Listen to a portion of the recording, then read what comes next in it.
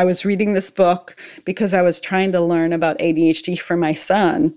And for me, it was just so emotional because I was realizing that was me.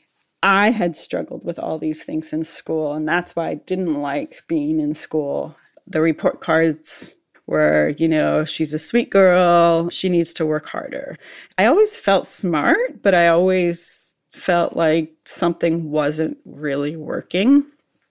So as I'm reading, realizing he has ADHD, I started realizing I was struggling with the very same thing as he was. From the Understood Podcast Network, this is ADHD Aha, a podcast where people share the moment when it finally clicked that they, or someone they know, has ADHD. My name is Laura Key. I'm the editorial director here at Understood. And as someone who's had my own ADHD aha moment, I'll be your host.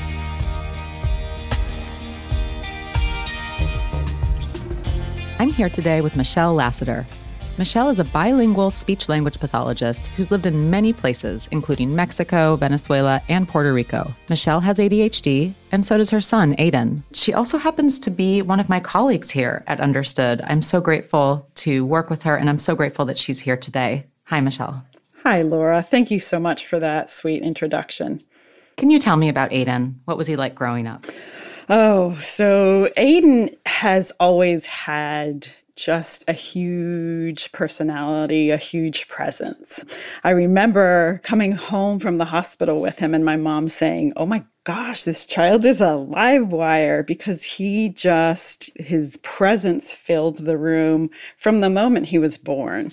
And he was very smart. He was very sweet, very active, just very physically. He'd climb up me, or he just was never still. He wouldn't sleep. But he's always been just a joy to have. Did you ever notice any ADHD symptoms early on with him? I have been a speech pathologist for over 25 years, and I was a brand new speech pathologist when I had Aiden.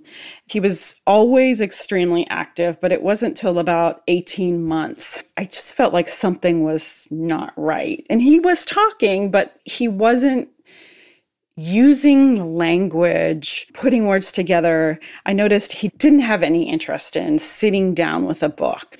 Learning little songs, he enjoyed singing them, but he wasn't learning the words. So I want to say about 18 months, I went back to my pediatrician and I was like, I'm really worried about this. I've seen this in some of the children that had been referred to me. Do you think he might be on the spectrum? And I remember the pediatrician saying back then, "Michelle, he's just very excitable. He's not on the spectrum." That is the very first time somebody alerted me to the fact that he might have ADHD. You weren't on board with that at first. You didn't believe it. He was young. He was, and he definitely had all the signs and symptoms. I definitely knew something was off, but I wasn't ready to hear that yet. It's just a tough process when you've got your beautiful baby to think that it's not going to be everything that you hoped and planned for.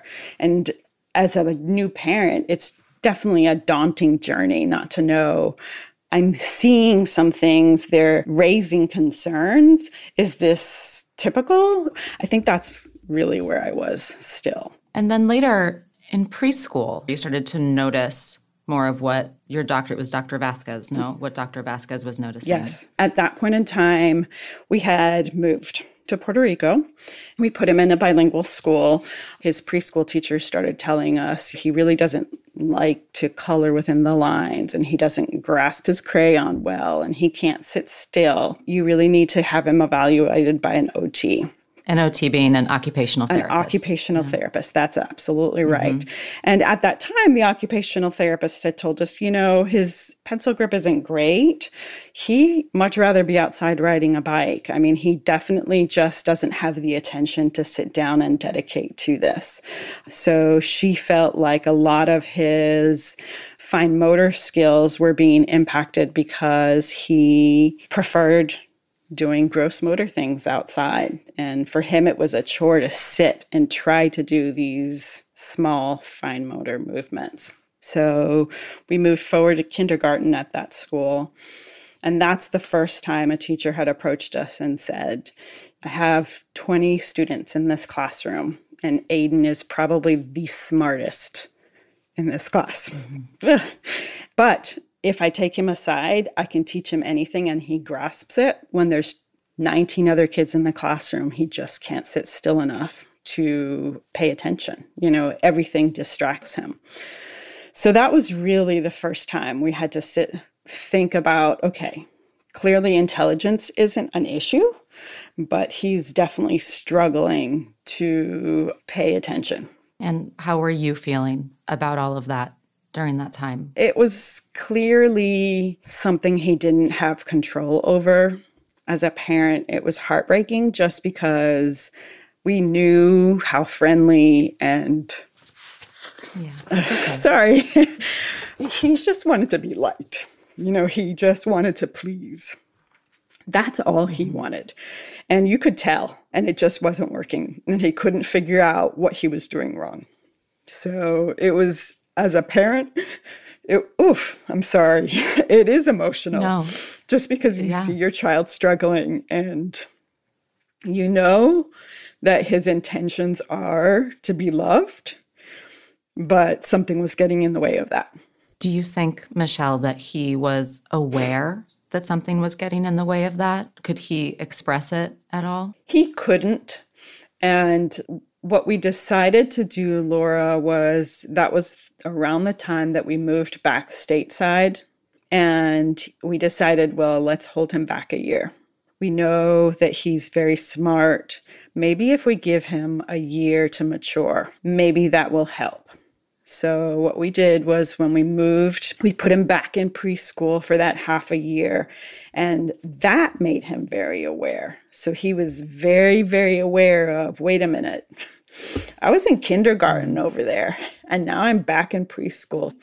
We explained to him that he had been learning in a different language. He had been learning in Spanish, and things were different stateside, and at the time that was a good enough explanation for him. But for us, we were just really wanting him to be successful. And it was clear that even though he was grasping concepts very quickly, he was definitely struggling with things that required him to sit and pay attention, like reading or coloring or writing. And then what happened? Did he get evaluated? We still weren't there. We let him finish out preschool in Virginia, and then he went to kindergarten again. And he had this sweet, sweet teacher, brand spanking new. And Mrs. Smith was, it was everything we thought would be great for someone like Aiden, because she was bubbly and she was young. And we kept going to our parent-teacher conferences saying, so how's he doing? And we kept hearing, oh, he's doing great. And we're like, maybe we were wrong. Maybe just giving him that year would help or helped him.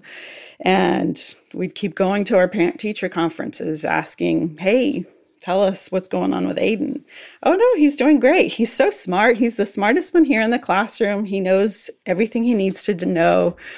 And I want to say that spring, Aiden first said, and I get really emotional with this story. I apologize. But it's your child. You don't need to apologize. For sure. It was the first time that we felt like, oh, we've got to do something about this. But I'll never forget. He came home and he said, I'm stupid. I can never make it to recess. And that just broke my heart. So I asked, well, hey, what's going on here? Why is he not making it to recess ever? I mean, he's definitely starting to feel like he's not smart. And that was the whole purpose of us holding him back for a year. And she said, he's really smart, but he can't ever finish his work in time. And I have to be really strict in my class. And the other students need to see that if somebody doesn't complete their work, they can't go to recess. And that was it. I was like, yeah, if we need to get a diagnosis so that we can get some accommodations made for him, that's what we're going to do. I can't imagine how that must have felt, Michelle, to hear Aiden say to you, I'm stupid, when you have been observing him being so smart, excelling in so many subjects. As the mother of 2 children myself, I mean, it is just, that had to be so difficult. How did you respond? I went mama bear on the school. And that was probably when I started advocating for my son, and I advocated for him all through school. But that was probably the very first time he did receive a diagnosis of ADHD at the time.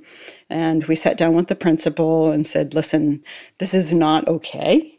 If he needs to complete work at home, he can send homework, but he cannot miss recess.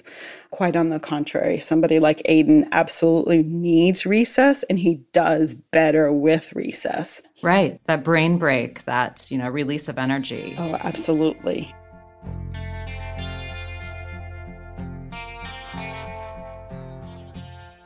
What did you learn through Aiden's evaluation process? That time was very tumultuous for me. I think that was the very first time I decided, okay, I need to start researching and looking into this. And I think the very first book I got was Driven to Distraction by Ned Hallowell.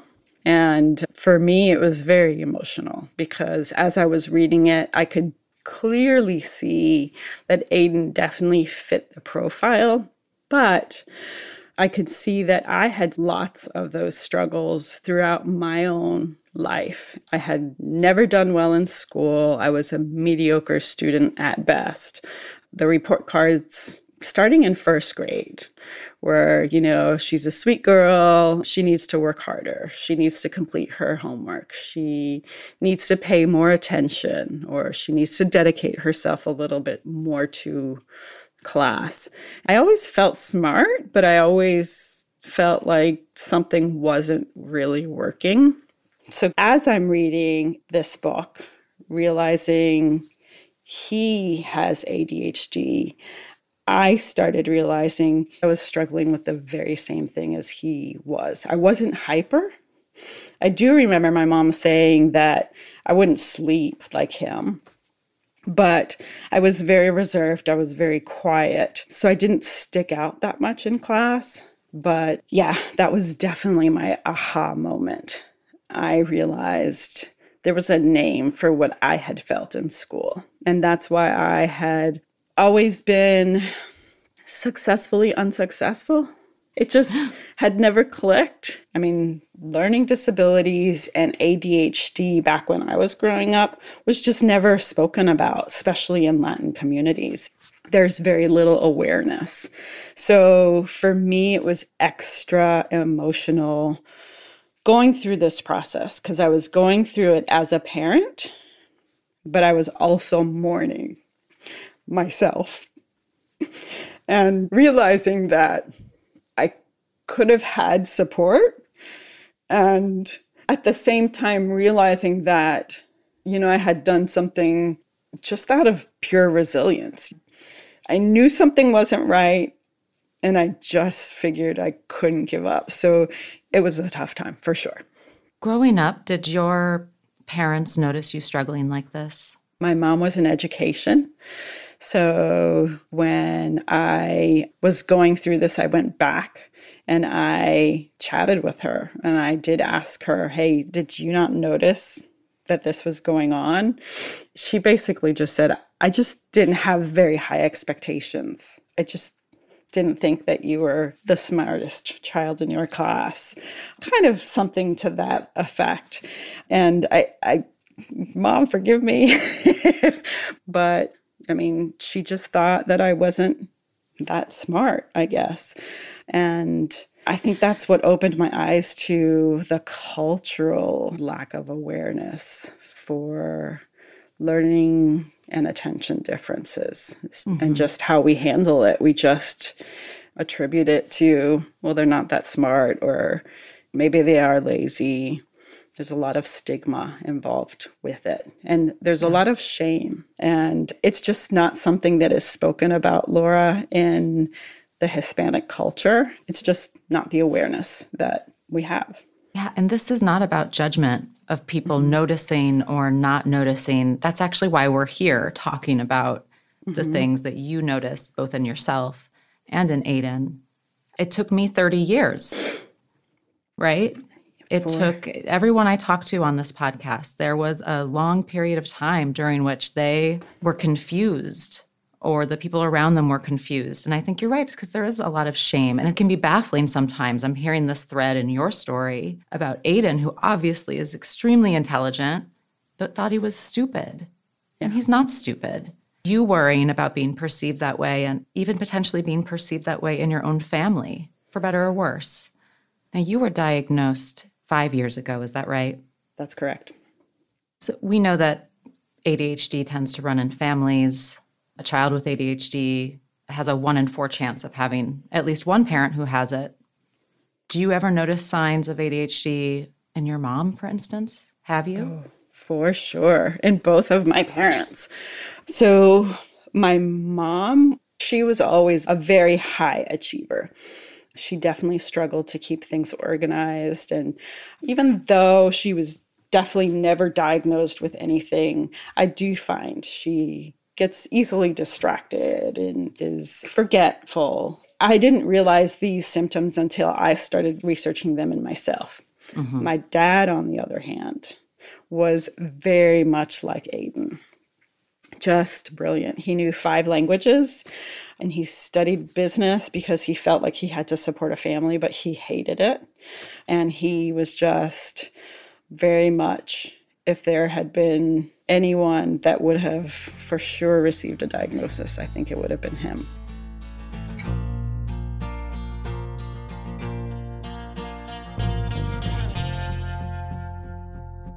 I work with you, Michelle. You are not stupid in any way, and I hate that's a gross word. I want to flip it. You are extremely intelligent. I see that every day working with you, and you accommodate for your challenges, and it just makes you stronger. It has been a learning process, Laura, and I've always felt very smart, but in an intuitive sense, not so much in a book smart way. And I have to say that even as I realized going through Aiden's diagnosis, hey, this is what I have, it took almost 20 years for me to go and get myself diagnosed. Because even though I had the awareness of, yeah, he clearly got this from me, and I could talk about it, and I was advocating for him, I just never felt like, well, this is about me and my disability. I always felt, well, this is about him. I'll never forget having those conversations of, well, you need to organize his backpack, and you need to organize his schedule, and you need to keep him on a routine. And I finally told our pediatrician, I was like, I can't do that. So you're expecting me to do with him something that I don't have the skills to do. And I think that is what eventually led me to getting a diagnosis and getting the support that I needed, because it was very hard. I know that as a parent, you want to do what those caregivers are telling you to do with your child. But when you're also lacking those skills, it is really tough. If you don't look for the support that you need, it's very tough to support your child. Yeah. So yeah, that was pivotal in me seeking out my own diagnosis. How are you coping? What did that ADHD diagnosis, how did that help you get the support and accommodations that you needed? I think in my case, it was more relief, because even though I knew it, just somebody telling me, it's okay, this is just the way you think, allowed me to be forgiving with myself. It allowed me to be a better therapist. I was working in the preschool by the time I did get a diagnosis, and a lot of parents were coming to see me with concerns about their own children. And it was so much easier to say, hey, listen, it's going to be okay. I was in your shoes with my own son. And I was in your shoes as an adult with ADHD. Let's find a village, but allow yourself to realize that we all have strengths and we all have things that we're not so good at. Let's support those things we're not so good at while we're highlighting those strengths. I think that helped my conversation with those parents of children that I was treating. But it also helped with my healing process. I was thinking earlier about, everything you were saying about what Aiden was going through. And I was just wondering, did your relationship with Aiden change when you found out that you had ADHD or even when you suspected it? For sure. So the joke in our family is that Aiden and I understand each other, that we speak the same language. Even though sometimes it's hard to come up with the words or the right language that we want to use, we are really good at other things. And we could definitely talk to each other about, okay, yeah, so we can't keep our sock drawer clean, but we're very intuitive in looking at other people and seeing what they're feeling, perhaps. I love that, Michelle. It sounds like there's just a lot of electricity in the air between you and Aiden. For sure. It helps that when he was little, when we first went to get that diagnosis, I said his pediatrician at that time was very good. And I'll never forget, her name was Dr. Sprinkle. And she had told us. I love that name. She was amazing. And of course, I'm in tears because I know this is what's coming. And I'll never forget. She said, Michelle, in an agrarian society, ADHD, it's not that it didn't exist, but we were out and we were in the fields. So we weren't having to sit for hours on end and we weren't having to pay attention for hours on end.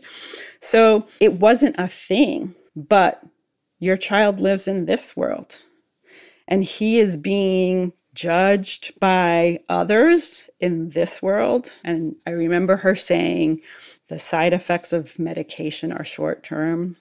The side effects of a low self-esteem because others don't understand your child are for life. And that's when I was able to have that conversation with Aiden and say, our brains are just different. We think in different ways. We have other gifts. So letting people judge us by the things that we can't do is just short-sighted by other people. And as long as we know that, it's okay. Aiden is so lucky to have you. You are so lucky to have Aiden. The two of you together sound like two peas in a pod and just are really lifting each other up. I mean, that gives me chills, Michelle. I think it's fantastic. He's definitely a great kid. How's he doing lately? What's he up to? Oh, my goodness. So he's made me go gray. And it has been a journey of highs and lows with a child with ADHD. We continued on, and there was definitely other things going on. So he eventually got diagnosed with learning disabilities and stealth dyslexia. He graduated high school. And he got a scholarship to play lacrosse at the university. And it was a very exciting time. With COVID, he definitely struggled big time. And he was injured. He couldn't play lacrosse. And he was not doing well in school. And he was definitely not thriving with online instruction. And last December, we had to pull him out of school. I mean, he was probably the lowest point I've ever seen him, just very depressed. We were very worried about him. But we put him in a community college near us, and we were rehabbing him as far as his physical injuries. And he's really good at things outdoors. He's always good with wilderness. And so we signed him up for a wilderness school. He was accepted when it came time for him to go. He was like, I really think I would love this, but I need to go back to school and finish what I started. And both my husband and I were like, that might not be the right environment for you. We're not 100% sure, but he worked his behind off and he got back to the university where he was initially accepted to. And he's been working with the lacrosse coach and getting himself back on track. And he texted me last night. He got a 91 on his accounting midterm. So he has definitely grown up and he has worked really hard to get where he is. Wow, Michelle. I mean, if that's not a story of resilience, I don't know what is.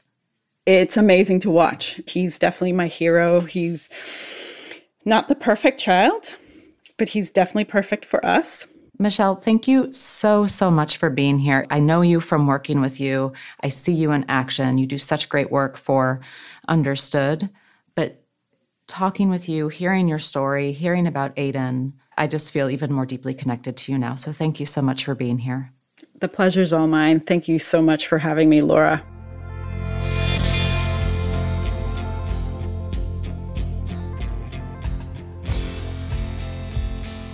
You've been listening to ADHD Aha from the Understood Podcast Network. You can listen and subscribe to ADHD Aha on Apple, Spotify, or anywhere you get your podcasts. And if you like what you heard today, tell someone about the show. We rely on listeners like you to reach and support more people. And if you want to share your own aha moment, email us at adhdaha@understood.org. I'd love to hear from you. You can go to u.org/ADHDAha to find details on each episode and related resources. That's the letter U as in understood.org/ADHDAha. Understood is a nonprofit and social impact organization. We have no affiliation with pharmaceutical companies. Learn more at understood.org/mission. ADHD Aha is produced by Jessamine Molly. Say hi, Jessamine. Hi, everyone. Justin D. Wright created our music. Seth Melnick and Brianna Berry are our production directors. Scott Koshier is our creative director. And I'm your host, Laura Key, editorial director at Understood. Thanks so much for listening.